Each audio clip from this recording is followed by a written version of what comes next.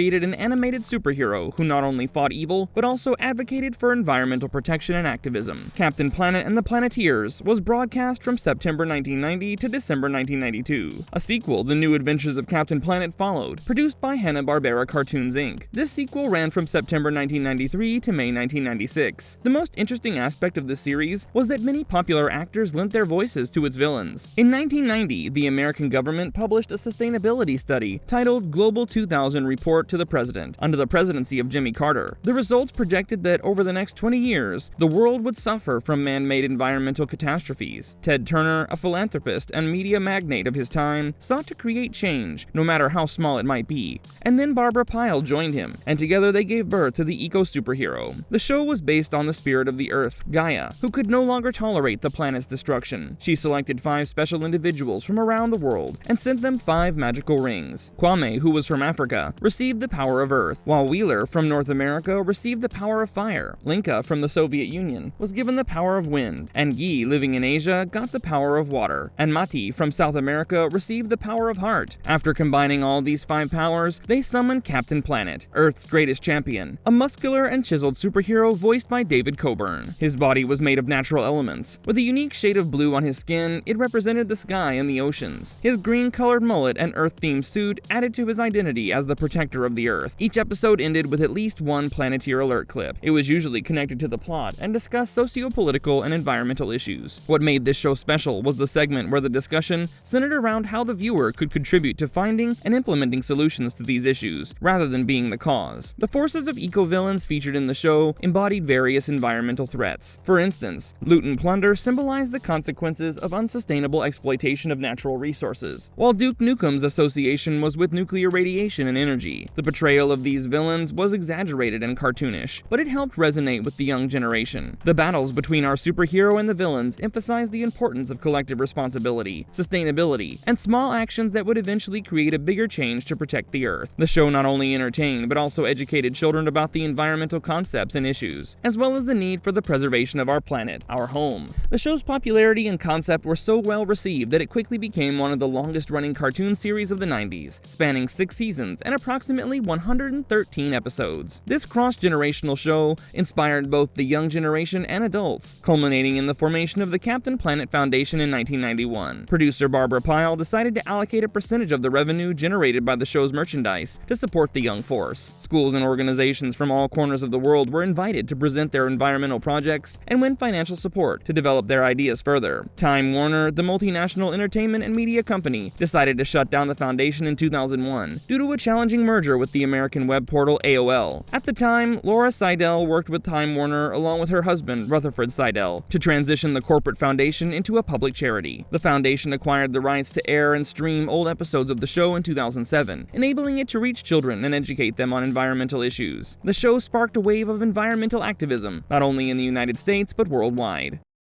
Why Captain Planet vanished with the 90s. The show was part entertainment and part education, thus edutainment. After the release of the show, reviews and reactions came from various media sources and critics. The Los Angeles Times responded that the show lacked originality, but praised the passion behind it and its unique approach of adapting a conventional superhero formula to an unconventional theme. It also noted the celebrities voicing the characters in the series and considered it a key aspect of the show's uniqueness. The newspaper felt that the entire concept was part of the growing awareness of the Earth as an endangered planet. The show also received sharp criticism, with conservative activist L. Brent Bozell III at the forefront. He blamed the show for scaring young children into political activism and having leftist slants. The show's creator, Barbara Pyle, denied these accusations publicly. Others, like Diane Holloway from the Austin American Statesman, praised the messages conveyed by the series, but were not impressed by the animation. Like all good things, Captain Planet's run eventually came to an end. We had to bid farewell to Captain Planet on May 11, 1996. But why? The answer lies in the shift in TV trends in those years. The Saturday morning cartoons were changing, with kids' preferences leaning more toward comedic, darker, or edgier shows, such as Pokemon and Power Rangers. Captain Planet, on the other hand, was preachy, filled with moral lessons that soon began failing to resonate with the changing scenario. The show's style began to feel outdated. Although the animation was decent for its time, it couldn't compete with newer shows, and the same applied to the dialogues. Some of them were cheesy. Gradually, the edutainment genre began to lose its magic, as kids started focusing more on action, comedy, or fantasy in the early 2000s. There were many attempts to relaunch Captain Planet in the 2000s and 2010s. In 2011, Cartoon Network announced plans for a new live-action movie. Actor Leonardo DiCaprio's production company also attempted to acquire the series rights in 2016 and planned to adapt the show for the big screen. The closest version we got so far was the Funny or Die series. So why do you think these reboots keep failing? Perhaps it's the show's tone that makes Captain Planet's message preachy and unsuitable for today's audience. In the modern cinematic universe where people are trying to find relatability between their life and the cinema and its characters, it's difficult for blue-skinned superheroes with a green mullet to win hearts. Additionally, we're aware of how the environmental issues have become increasingly complex over the years. Pieces like Okja, Don't Look Up, and WALL-E deal with climate change and corporate greed, but they have darker humor and more adult storytelling. Do you think Captain Planet can fit into this frame?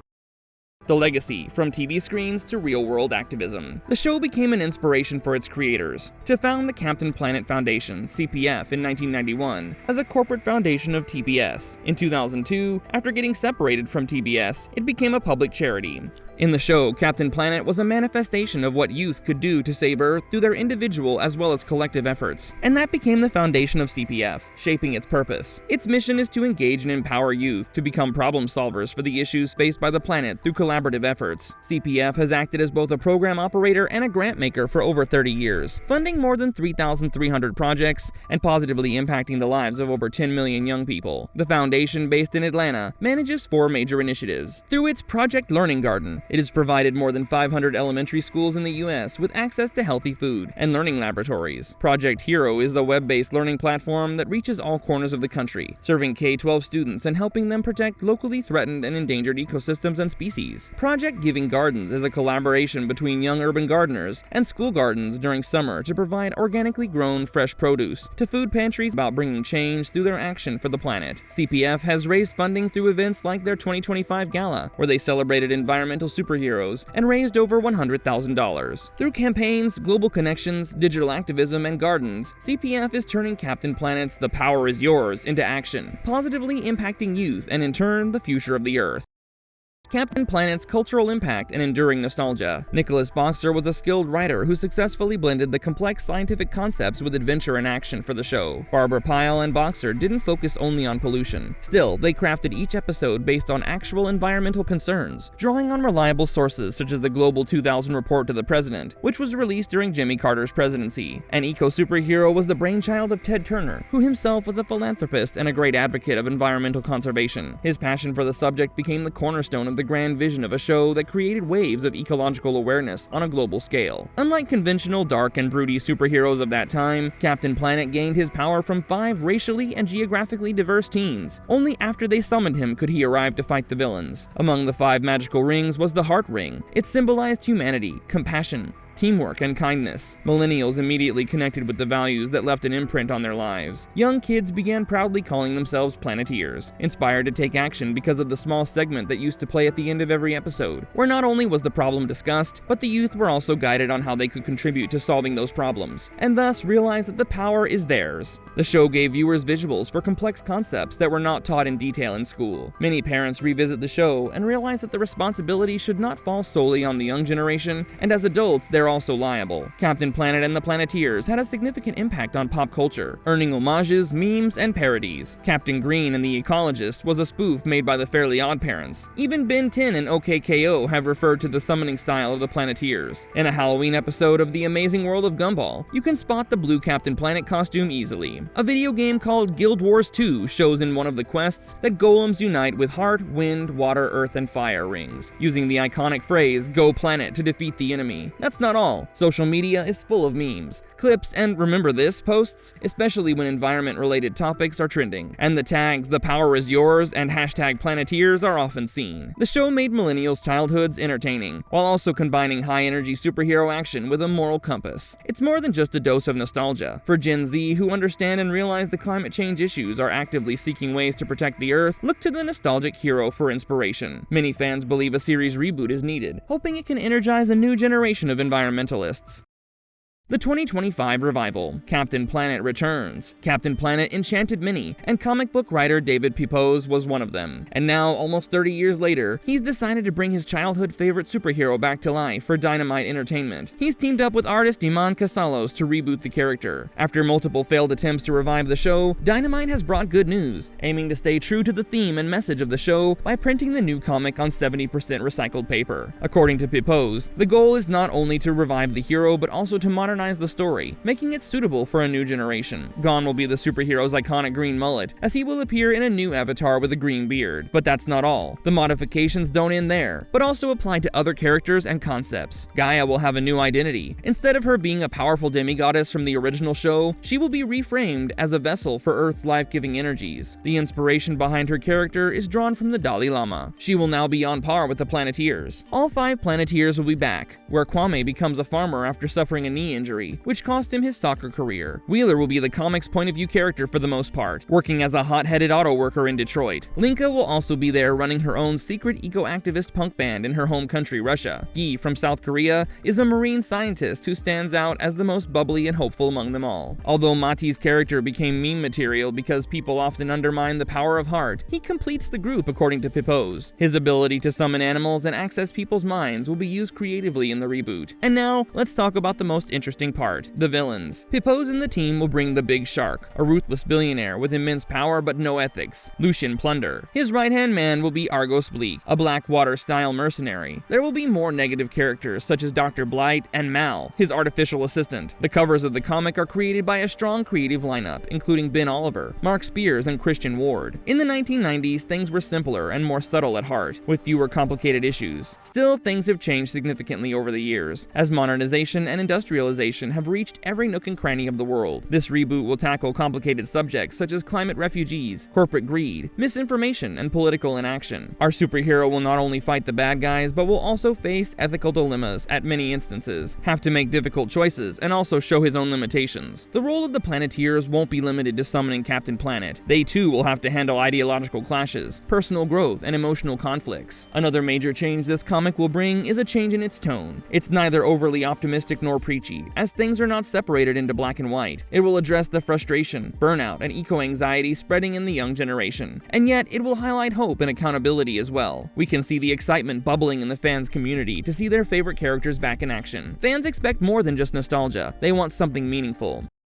Is Captain Planet still relevant today? Now comes the big question. Is the 90s eco-superhero still relevant in 2025? Honestly, he might be more relevant now than ever before. Don't believe me? Let's see why. The show tackled topics like deforestation, climate change, and pollution when they were not dinner table conversations. After more than 3 decades, those threats have evolved into ugly monsters, threatening not only the sustainable and long-term survival of humans, but also the entire ecosystem. Today, we're discussing plastic-filled oceans, record-breaking heat waves, floods, thinning rainforests, and many other environmental issues. The villains from the show, like Dr. Blight and Hoggish Greedley, may have been exaggerated at that time, but their goals were as real as the danger looming over the future. They utilized their knowledge, skills, and most importantly, teamwork to address global problems. This theme aligns perfectly with the current climate movement, characterized by a spirit of teamwork and youth-led activism. Examples include young activists like Lisipriya Kangujam from India, Greta Thunberg, or Leah Namugerwa. Additionally, the Captain Planet Foundation remains strong in its efforts to create change and promote conscious awareness about environmental conservation among young minds. Now, do you agree that Captain Planet remains highly relevant and can inspire not only children, but also adults to take action?